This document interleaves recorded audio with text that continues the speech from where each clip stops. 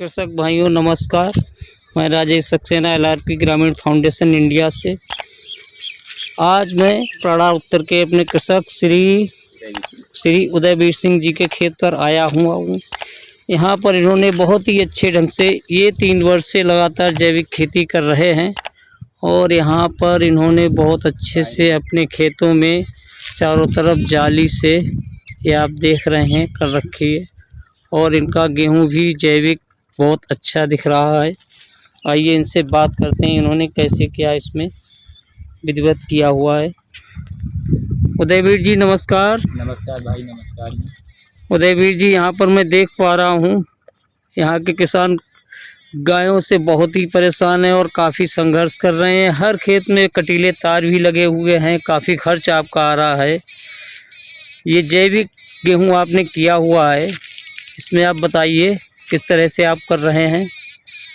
पहले हमने इसमें कंपोस्ट डाली जी, कंपोस्ट, हाँ, एक गोबर की खाद जी, और इसमें एक 303 नाम की वैरायटी है गेहूं अच्छा, गेहूं की 303, हाँ, उसका उत्पादन किया जी। और उससे पहले इसमें मतलब धान की फसल थी जी, हाँ, धान भी लगभग सही था, लेकिन इसमें जब से कंपोस्ट और जैविक खाद जो आपने बताई थी जी, उसका थोड़ा इसमें प्रयोग हुआ है जी, जी, तो उसका थोड़ा हमें अलग से रिजल्ट दिखाई दे रहा है। जी, लेकिन मेन समस्या तो आपको नज़र आ ही रही है, जी, मतलब जी, देख रहा हूँ यहाँ पर चारों तरफ जानवरों की बहुत बड़ी समस्या है। जी। इसकी वजह से हमने इस पर जोड़ा लंबा हमारा कास्ट आ गया, लेकिन फिलहाल में मतलब अब इसमें फसलें सही हो रही हैं और अच्छा, आपका अच्छा। कुछ दिशा निर्देश भी जी, जी, मतलब जी। मार रहे हैं। इससे एक खेत लगभग 1 एकड़ है। उदयवीर जी देख रहा हूँ ये तो सब सही है, लेकिन थोड़ा सा हमारे अन्य कृषकों के लिए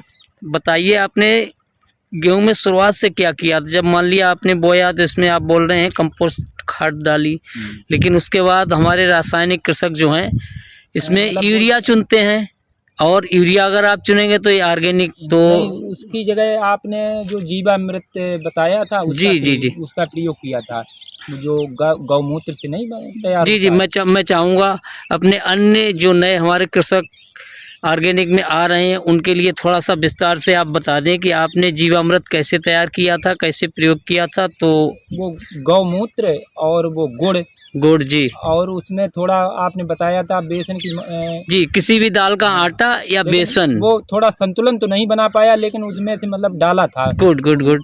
और थोड़ा मतलब अनाज का नहीं जो बचा हुआ अवशिष्ट रह जाता है, हाँ, हाँ, छलनी से छान लेते हैं, उसमें हाँ, मिला दिया तो इस तरह से अच्छा, बनाया अच्छा, अच्छा, उसका आटा मिला दिया आटा, था। हाँ, आटा ही कहा जाए, ठीक, दलिया ठीक, ठीक। आपने इसमें बेसन या किसी दाल का आटा या आटा, अपशिष्ट बचा हुआ उसको मिलाया था। आपने जीवंत मृदा भी पीपल या बरगद के पेड़ के नीचे की मिट्टी मिलाई और आपने गुड़ और हाँ, गुड़ तो गौमूत्र और गोबर, यही तो सब मैंने आपको हाँ, बताया हुआ हाँ। था। कई बार मैंने स्वयं आके बनवाया आपके यहाँ पे। अच्छा, फिर कितने अंतराल पे आपने खेत में लगाया है? तकरीबन 3 सप्ताह 20-25 दिन के अंतराल पे मतलब जी, जी, जी, 21वें दिन लगाना चाहिए, वो भी खैर सही है। आप हाँ, लगभग 25 भी, हाँ, लगभग कोई दिक्कत। अंतराल पे लगा अच्छा, दिया। इसमें तो अभी आप 2 बार या 1 बार कितना लगा अभी चुके तो हैं? मतलब ये 1 महीने का हुआ है। 1 दिन मैंने स्प्रे किया था उसी का जीवामृत। अच्छा, अच्छा। अभी तो एक ही बार। किसान भाइयों, आप देख पा रहे हैं यहाँ पर इन्होंने वर्मी कंपोस्ट के बाद जो है जीवामृत का प्रयोग किया हुआ है। थोड़ा खरपतवार मतलब दबाव बना रहे हैं, इसके लिए कोई नहीं उदयवीर जी, खरपतवार के लिए तो आपको इसमें ऑर्गेनिक में अभी थोड़ी असफलता है। इसमें आपको हाथ से ही निकालना पड़ेगा। खरपतवार के लिए कोई चीज़ आप यूज करते हैं तो वो रासायनिक में ही सब है। अच्छा जी। हाँ, उसका विकल्प ज़्यादा नहीं है, मतलब हाई बहुत कम है, कोई बात नहीं, आप निकाल सकते हैं। ज़्यादा वो दब जाएगा, दिक्कत नहीं आएगी आपको। और कोई समस्या है उदयवीर जी? ऑर्गेनिक आप कर रहे हैं, रासायनिक भी आपने की। जब से मेरे संपर्क में आए आप, इतना ज़रूर है कि मतलब जब से ये आपने जैविक खाद का प्रयोग बताया, तब से थोड़ा जो रासायनिक खादें हैं उनका प्रभाव थोड़ा जल्दी हो जाता है, लेकिन इसका थोड़ा धीमी गति से चलता है, लेकिन हाँ, उत्पादन हो रहा है, काफ़ी अच्छा लग रहा है। उदयवीर जी चलो आप करते आ रहे हैं, अच्छा है, लेकिन एक चीज़ आप बताएंगे, रासायनिक भी आपने पहले किया हुआ है, अब ऑर्गेनिक कर रहे हैं, इन दोनों में कुछ आप अंतर स्पष्ट बता पाएंगे, आपको क्या अंतर लगा है? अंतर ये लगा है कि इसमें शुरुआत में थोड़ा मतलब उत्पादन जो रासायनिक फर्टिलाइजर्स हैं वो जल्दी प्रभाव दिखाते हैं जी। और उनका थोड़ा मतलब प्रभाव जल्दी हो जाता है, और जो जैविक है उसका धीरे धीरे गति से मतलब इनका वो चल रहा है।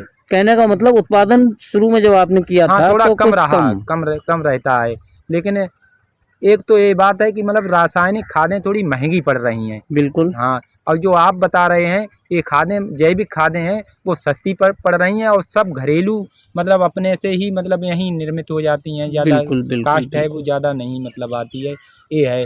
दूसरी बात ये है कि मतलब इसका उत्पादन अभी तो हमारे पास थोड़ा कम है जी। और खाने के लिए आए दिन तमाम तरह की बीमारियां हो रही हैं।